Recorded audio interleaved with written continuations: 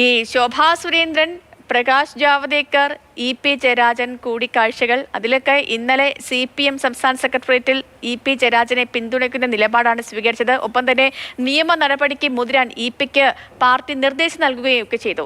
ശോഭാ സുരേന്ദ്രനിലേക്ക് വരികയാണെങ്കിൽ, ശോഭാ സുരേന്ദ്രൻ ഇപ്പോഴും ഭയങ്കര കോൺഫിഡന്റ് ആയിട്ട് തന്നെയാണ് ആരോപണം ഉന്നയിക്കുന്നത്. താൻ ഇ.പി. ജയരാജനെ കണ്ടു, രാമനിലയത്തിൽ വെച്ച്, വെണ്ണലയിലെ വീട്ടിൽ വെച്ച്, ലളിത ഹോട്ടലിൽ വെച്ച് കണ്ടു, CCTV ദൃശ്യങ്ങളുണ്ട്, രജിസ്റ്ററിൽ താനാണ് ഒപ്പിട്ടത്, ആ രേഖകളുണ്ട്, ഇതെല്ലാം പരിശോധിക്കാം, ഇതെല്ലാം സത്യമാണെന്ന് തെളിയിക്കാൻ ഞാൻ തയ്യാറാണ് എന്ന് ശോഭാ സുരേന്ദ്രൻ ഇത്ര കോൺഫിഡന്റ് ആയിട്ട് ആരോപണം ആവർത്തിച്ചുകൊണ്ടിരിക്കുമ്പോൾ എല്ലാ മാധ്യമങ്ങളിലേക്കും ഇവര് ഇന്റർവ്യൂ കൊടുക്കുകയാണ്. ഈ കാര്യങ്ങൾ തന്നെ ആവർത്തിച്ചുകൊണ്ടേയിരിക്കുകയാണ്. ഈ ഒരു സാഹചര്യത്തിലാണ് ഇ.പി. വക്കീൽ നോട്ടീസ് അയക്കാൻ പോകുന്നത്. അപ്പോൾ എപ്പോഴാകും നിയമ നടപടി, അതായത് വക്കീൽ നോട്ടീസ് അയക്കുന്നത് എപ്പോഴാകും, എങ്ങനെയാകും ഈ ഒരു നടപടിയുടെ മുന്നോട്ട് പോക്ക് സ്റ്റെഫിൻ?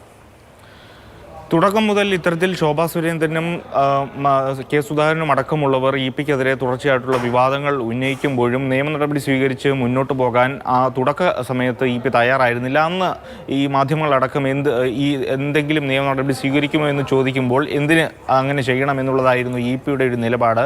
എന്നാൽ ഇന്നലെ സംസ്ഥാന സെക്രട്ടേറിയറ്റിൽ ഇ.പിക്ക് ഈ കാര്യങ്ങളെല്ലാം തന്നെ വിശദീകരിക്കേണ്ടി വന്നു. പ്രത്യേകിച്ചും പാർട്ടിയും മുന്നണിയും തന്നെ വലിയ തോതിൽ പ്രതിസന്ധിയിലാക്കുന്ന ഒരു വിവാദത്തിൽ CPM സെക്രട്ടേറിയറ്റിൽ ഇ.പിക്കെതിരെ കടുത്ത വിമർശനം ഉണ്ടായി. അതിനെ തുടർന്ന് ഇ.പിക്ക് ഈ കാര്യങ്ങളെല്ലാം തന്നെ വിശദീകരിക്കേണ്ടി വന്നു.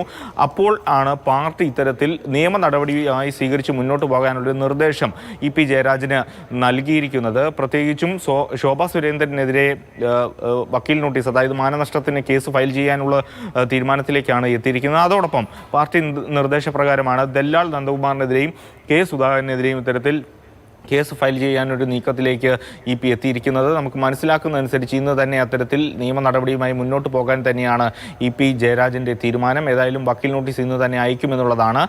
കൃത്യമായ മറുപടി ലഭിച്ചില്ലെങ്കിൽ ആ തരത്തിൽ കേസുമായി മുന്നോട്ട് പോകാനുള്ള തീരുമാനത്തിലേക്കാണ് എത്തിയിരിക്കുന്നത്.